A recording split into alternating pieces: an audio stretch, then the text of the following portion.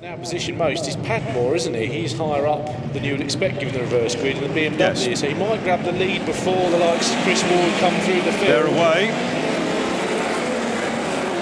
Very even start. Who's going to be ahead into Matchwick? Like the M25 on a Monday morning, and it's Mike Whitaker. And round the outside though, it's Jim Morris, and then Nick Padmore in the UFO BMW. It's Jim Morris, the Morris Vulcan Lifeline Golf GTI that leads the way. Whitaker now is second, Padmore is third. Peter Ratcliffe in the yellow Capri is in fourth place.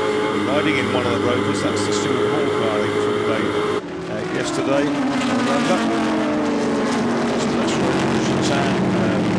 Beautifully turned out that car. Well, with the reverse grid, we're going to have lots of changing of position, I think, in the first two laps. It's still Jim Morris leading, but the UFO BMW Nick Padmore coming through to second place in St Mary's. One of the Capris, the SO1 on the grass, keeping calm, or you'll go across the track.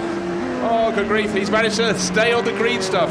Well done, but it's still Jim Morris leading the race off that little interlude, but that could have had a few cars going like skittles if the Capri had rejoined in front of the middle of the pack. So Jim Morris actually pulling away from Nick Padmore in the BMW, right in behind, and then is that Whitaker in third place now. Yeah, Whitaker, who was second at one point. Padmore, though, going like a train in the BMW. Look at the red and white to the Belgian Capri coming up as well. One of the Rovers is Chris Ward. The Belgian Capri's gone really wide. He may or may not come back to the circuit, but it'll certainly be behind the Rover, so place lost by the very wide running Belgian Capri down there. Absolutely, and Chris Ward making his way up, the second of the blue Rovers there. You've got door handle to door handle. That's Lucky Christopherou in the Marlborough. Lucky Christopherou. Capris are quick in a straight line, that's the Rovers. You'd expect. Patrick Watts in the middle of the pack there, the Frankham G Capri, waggling its tail. He will be picking his way up the order. Getting behind well, Nick Swift, he's bound to be on the move, and there he is in the little Mini. We're filming from his car. That is the back of a Belgian Capri, the car that ran wide last time. Will it do so again? Will it favour Nick Swift in the little Mini? But you can see the grunt of the Capri pulling clear on the faster sections of the track. First three, though, almost nose to tail through St Mary's, and there they are, Jim Morris, Nick Padmore in the BMW, and then Mike Whitaker. He's shifted from TVR to Ford Capri and giving a really good showing. They're just starting to edge clear of the best of the rest, which is now Peter Ratcliffe, who's under pressure from one of the Rovers, diving up the inside. It's number 18, Stuart Hall. Chris Ward was up to 12th across the line and Nick Swift up to 8th, so they are making progress to see how far the top three can get away before they get through that pack. With a touch of bumpers there, and the Belga, number 7, that's Raphael de Bourman, is very racy down the straight. So Ratcliffe managed to hold him off to the inside. Bourman couldn't quite get the nose up alongside. It's fantastic to see the Rover there with 1, 2, 3, the Mini. Chris Ward's Rover in behind. They pan out across the road. Nick Swift, I think. Yeah, horsepower's really counted against Nick Swift, but we'll get to the twisty bits, he'll catch up again, but he's really suffered. 2-3 cars have come past him in half of that. Rover's forcing up the inside. Nick Swift comes back round the outside of Chris Ward in the Rover. Yeah, the Belgian Capri twitching all over the place in front of him. He should be able to pick him off because the Belgian Capri almost on the grass, but the Rover up the inside of both. Yes, he boxed Nick Swift in behind the Capri then, didn't he, Chris Ward? He wasn't really amused to get repassed at Madgewick, and he's continuing his march towards the front. Well, the marching at the front is still being done by Jim Morris in the Golf leading the way, but hard to peel your eyes off this battle. The yellow Capri of Peter Ratcliffe is being seen in close-up from Nick Swift, and Ratcliffe going a little bit wide. It may be the chance for Nick Swift to make a run as they come up to Lavin, tuck up the inside, but he's got the Camaro coming through as well. It's busy out on the track. Best of the Camaros is Graham Bryant in the Simonised car in 10th place, with the other two, it's Garrett and Clark, Fabergé and Bastos respectively, 15th and 16th cars, 11 and 14. Mike Whitaker really started to make moves on second place, but Nick Padmore keeping that UFO Jeans BMW just in front. Now, the two Patrick Rovers starting to come in, aren't they? So Hall, chased by Chris Ward, who's really put in a mighty lap or two. Yes, he comes across the line in 5th place and he is 5.5 seconds behind the leading Golf, and he's set the fast lap of the race, but unsurprisingly the winner yesterday, marching his way through the field up to fifth.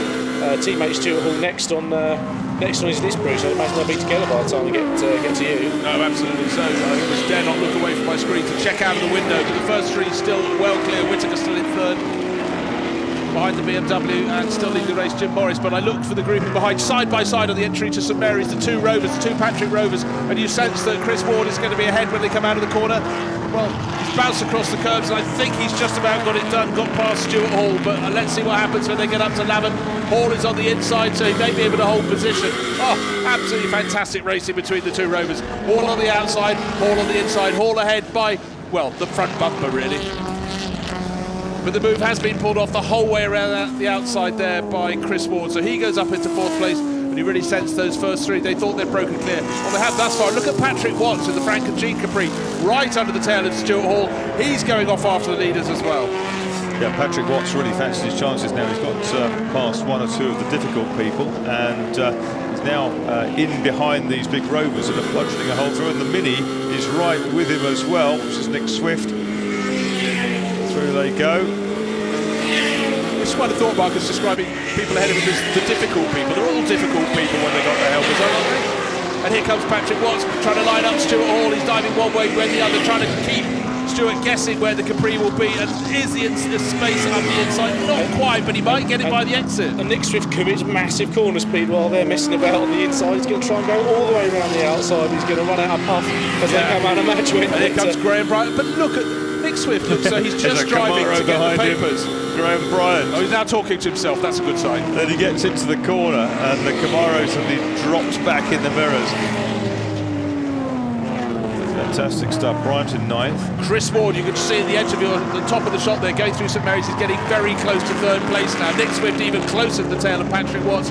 They in turn are still really pushing. Oh, we've had a change for third place. Chris Ward has caught and passed the Capri. Yeah, Whittaker's front bumper's a bit awry, I noticed. I wonder if he got a little bit too close to Padmore in the BMW. May have done. Okay, so Chris Ward really on a charge. His number 6 Rover started down on about the 8th row of the grid and has really worked his way Look at that Camaro coming up, 21. I suspect Bryant. Will Swift try and outbrake him, or will he not bother? It's only a 15-minute race. We're packing a lot of activity. We're halfway through, 7.5 minutes remaining, and you certainly feel that Chris Ward has got the pace to get past Padmore's BMW. May do it on the run to Madgwick, may have to wait until Fordwater, even St Mary's. God, he's done it before Madgwick. But what can he do about the race leader, Jim Morris, who has escaped? He's about 2.5 seconds clear at the front of the race, but once into second place, you feel that Chris Ward is going to be hunting him down very quickly indeed. Yeah, he's lapping a good 2.5 seconds quicker, so it's a matter of yes, when rather than if, I think. And the Bryant Camaro comes alongside Swift, but Swift going on, trying to hang on the outside. He's just enough space for the Mini to hang on there. And I bet he's going to try and go all the way around the outside to the right hand at St Mary's, so that he's got the inside for the left, so the Camaro, he's going to have to find another way through. Well, he's nothing if not brave, but you want to be on the outside of a much larger car at Fordwater of all places, where one little tap will send your Mini into oblivion and beyond. But anyhow, brave man, Nick Swift, and he keeps it all together. But look how Jim Ward, he was sitting on that buffer of 2.5 seconds. It's now a tenth of that, one would suggest. A quarter of a second is probably the only gap between those two, first and second place. Yeah, he's done so well, Jim Morris, in the black Golf car that his father John drove under the Morris Falcon banner. Let's go around the outside of Padmore down into Woodcote, so he's snatched third place off of the BMW, and I think we'll probably have a change for the lead going past the start-finish line this lap. Chris Ward right up behind the Golf and opens the taps on the V8, changes his mind about which side to go. I tell you what, the Golf's not slow in a straight line, is it? It's not slow in a straight line. It's good into Madgwick as well. Morris comes back on the inside of the Rover. I think you get the whole way around the outside. Now, can Morris hang on to the tail of Ward? Ward took the lead going around the outside of Madgwick, 5.5 minutes remaining. I'm looking for my commentary position, and unfortunately the gap is opening between the two of them down the straight towards Fordwater. By the time they come through Fordwater, Ward throwing the Rover so sideways, looking for the pack behind. Still Graham Bryant is fighting with Nick Swift. They're fighting over 7th place. Both of them, if they won't fight with each other, might have a chance of deposing some ahead, but we're not complaining. Great battling, wonderful to have the in-car camera seeing just what Nick Swift gets up to on a Sunday afternoon. And in fact, he's doing it very well indeed, because he dropped Graham Bryant over the last lap. First 4 pretty close together, and Patrick Watts still threatening the second of the Rovers. That's Stuart Hall. Yeah, less than 3 seconds between the top 4.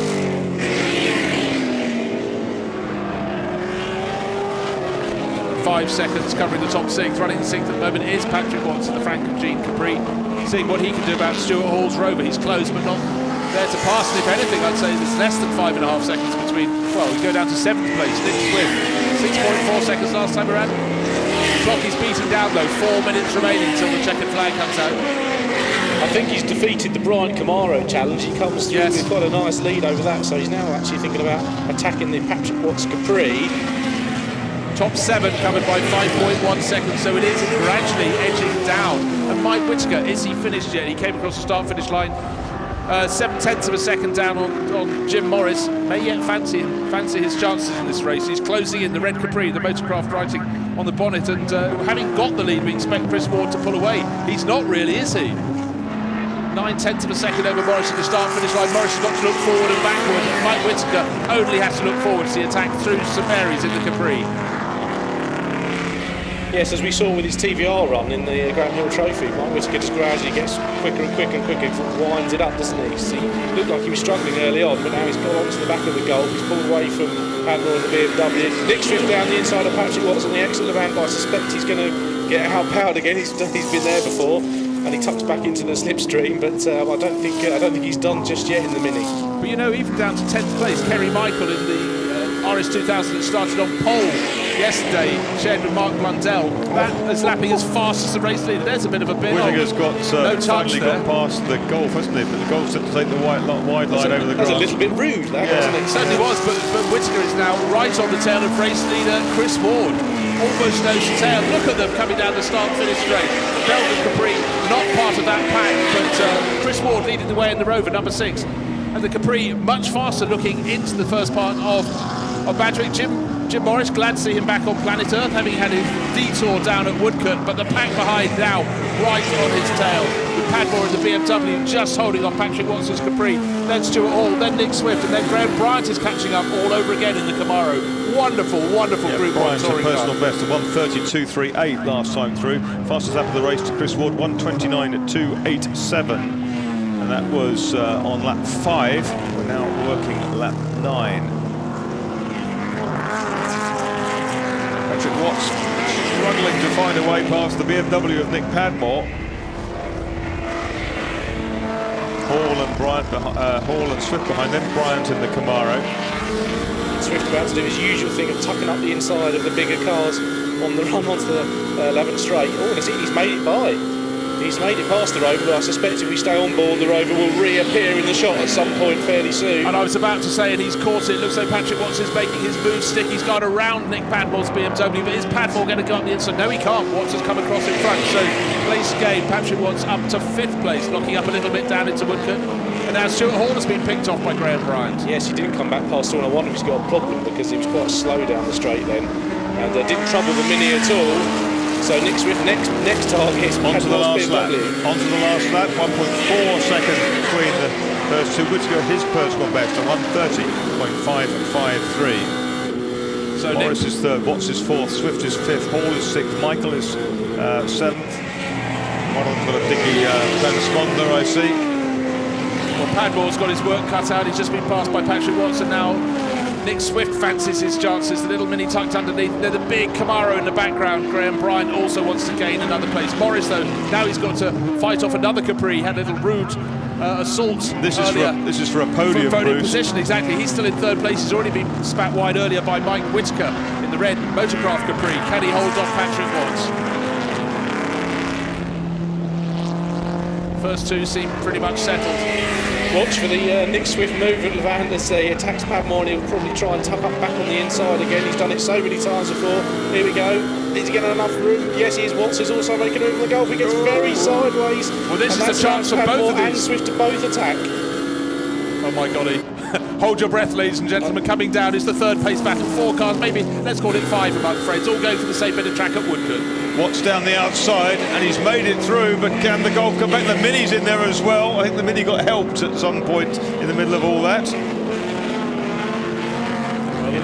Well, this is the final lap. We'll have Chris Ward going out of the chicane towards victory. There we have him. Second place will go to Mike Whitaker, and Patrick Watts worked so hard to get up to third place. He's just deposed Jim Morris. But accolades to Jim. What a great drive in the Golf. And Graham Bryant very nearly pipped Swift across the line.